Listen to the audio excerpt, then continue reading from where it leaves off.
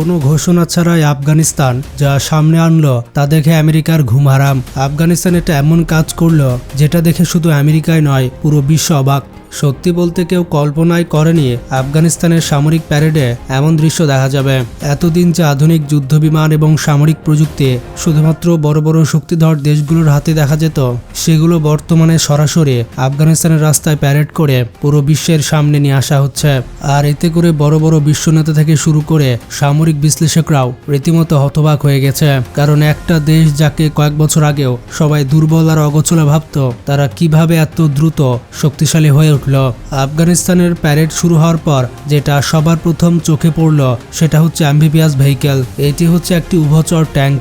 এই ট্যাঙ্ক কোনো সাধারণ সামরিক যান নয়, এগুলো এমনভাবে ডিজাইন করা হয়েছে যাতে করে এটি পানিতেও চলতে পারে আবার মাটিতেও চলতে পারে। পানিতে এই যানগুলো ঘন্টায় ৪৫ কিলোমিটার গতিতে চলতে পারে, আর মাটিতে উঠলে এর গতি বেড়ে দাঁড়ায় ৭০ থেকে ৮০ কিলোমিটার প্রতি ঘন্টা বেগে। এই ট্যাঙ্কের মধ্যে একসাথে ১২ জন সৈন্য বসতে পারে। কিন্তু সব থেকে ইন্টারেস্টিং ব্যাপার হচ্ছে এই যানগুলো পানির নিচে টানা ২৪ ঘন্টা পর্যন্ত থাকতে পারে।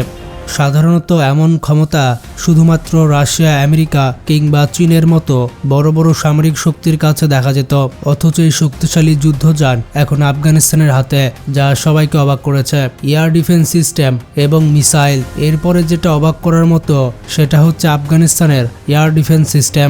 অনেক গোয়েন্দা রিপোর্ট বলছে প্যারেডে যে ধরনের আকাশ প্রতিরক্ষা ব্যবস্থা দেখানো হয়েছে তা সত্যি অবিশ্বাস্য।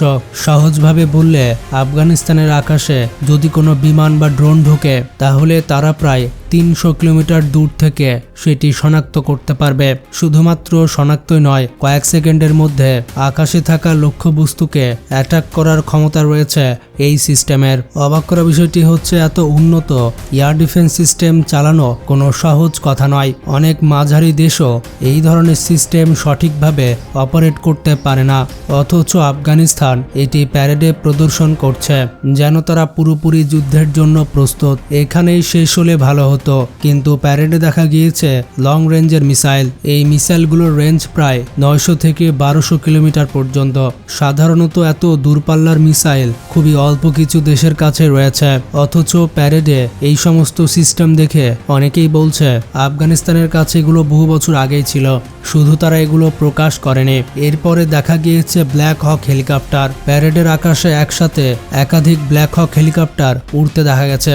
এই হেলিকপ্টারগুলো একসময় ছিল পুরো আমেরিকার মালিকানাধীন। আমেরিকা যখন আফগানিস্তান ছেড়ে চলে যায় তখন অনেক সামরিক সরঞ্জামের সাথে হেলিকপ্টারগুলো সেখানে পড়ে থাকে। সবাই ধরে নিয়েছিল এগুলো আর কখনোই চলবে না, কারণ এই ধরনের হেলিকপ্টার মেনটেন করা খুবই কঠিন, স্পেয়ার পার্টস পাওয়া কঠিন এবং প্রশিক্ষিত টেকনিশিয়ান ছাড়া এগুলো মেনটেনেন্স করা যায় না। কিন্তু বাস্তবতা হচ্ছে আফগানিস্তান শুধুমাত্র এগুলো সচলই করেনি, নিজেরাই মেরামত করে আবারও যুদ্ধের উপযোগী বানিয়েছে। ব্ল্যাক হক এমন একটি হেলিকপ্টার যেটা আকাশে শিকারী পাখির মতো টার্গেট করে এবং এটি একই সাথে সৈন্য পরিবহন করতে পারে, আবার প্রয়োজন হলে আকাশ থেকে হামলা চালাতে পারে। আমেরিকা সাধারণত এই হেলিকপ্টার অন্য দেশের কাছে সহজে বিক্রি করে না, কিন্তু আফগানিস্তান দাবি করছে তাদের কাছে এইরকম শতাধিক ব্ল্যাক হক হেলিকপ্টার রয়েছে। এরপরে রয়েছে যুদ্ধ ট্যাঙ্ক। প্যারেডে সব থেকে বেশি নজর কেড়েছে T-72 সিরিজের যুদ্ধ ট্যাঙ্ক। এই ট্যাঙ্কগুলোকে দেখলেই বোঝা যায় এগুলো কোনো সাধারণ পুরনো ট্যাঙ্ক নয়। এতে রয়েছে ১২৫ মিলিমিটারের শক্তিশালী কামান, বিশাল মোটা বডি, শক্তিশালী ডিজেল ইঞ্জিন আর ভয়ঙ্কর অস্ত্র ক্ষমতা। সব মিলিয়ে যুদ্ধক্ষেত্রে নামলে এটি শত্রুপক্ষের জন্য একটি সরাসরি সতর্কবার্তা। এর সবচেয়ে ভয়ঙ্কর দিক হচ্ছে এর থার্মাল সাইটিং সিস্টেম। রাতের বেলায় অন্ধকারেও এটি ৩ থেকে ৪ কিলোমিটার দূরে শত্রুর শরীরের তাপমাত্রা শনাক্ত করতে পারে। সাধারণত এমন প্রযুক্তি রাশিয়া কিংবা আমেরিকার আধুনিক ট্যাঙ্কগুলোতে দেখতে পাওয়া যায়, কিন্তু এখন আফগানিস্তানও সেই তালিকায় ঢুকে গেছে। এছাড়াও প্যারেডে দেখা গিয়েছে আরও অনেক ধরনের সাজোয়াজান, আধুনিক সামরিক ট্রাক, ছোট ছোট ফাইটার ড্রোন এবং বিভিন্ন ধরনের যুদ্ধ সরঞ্জাম। এমন কিছু সরঞ্জাম ছিল যা দেখে সামরিক বিশ্লেষকরা পর্যন্ত বলছেন এমন প্রযুক্তি অনেক উন্নত দেশের কাছেও নেই। স্বাভাবিকভাবে প্রশ্নটা বড় হয়ে যায়, আফগানিস্তান এত সমস্ত আধুনিক অস্ত্র কোথায় পেল? এতদিন এগুলো কোথায় লুকিয়ে রেখেছিল? আর ঠিক এখনই কেন সবার সামনে আনলো? তবে অনেক বিশ্লেষকরা মনে করছেন এর পেছনে সবচাইতে বড় কারণ হচ্ছে আমেরিকা।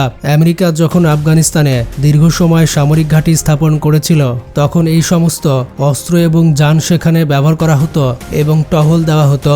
সেনা পরিবহন, লজিস্টিক এবং যুদ্ধ পরিচালনার কাজে এগুলো ব্যবহার করা হতো। কিন্তু আমেরিকা যখন হঠাৎ করেই দেশ ছাড়ে তখন অনেক উন্নত সরঞ্জাম সেখানে থেকে যায়। কিছু ছিল নষ্ট আর কিছু ছিল আধা নষ্ট, আবার কিছু ছিল একদম নতুন। আফগানিস্তানের মেকানিক আর প্রযুক্তিবিদরা ধীরে ধীরে সেগুলোকে ঠিক করেছে এবং নতুনভাবে ব্যবহারযোগ্য বানিয়েছে।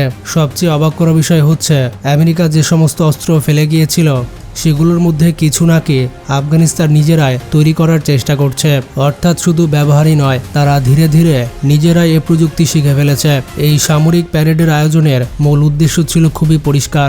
আফগানিস্তান পুরো বিশ্বকে দেখাতে চেয়েছিল তারা আর আগের মতো দুর্বল নয়। এটা ছিল শক্তি দেখানোর একটি সরাসরি বার্তা। কয়েক বছর আগেও আন্তর্জাতিক মহলে আফগানিস্তানকে খুব বেশি একটা কেউ গুরুত্ব দিত না, কিন্তু মাত্র কয়েক বছরের মধ্যে যেভাবে নিজেদের সামরিক শক্তি সামনে এনে দাঁড় করিয়েছে সেটা সত্যিই বিরল এবং আমেরিকাকে ভয় ধরানোর মতো। ভিডিওটি সম্পর্কে মতামত থাকলে কমেন্টে জানাতে পারেন আর বেশি বেশি শেয়ার করে সবাইকে জানিয়ে দিন।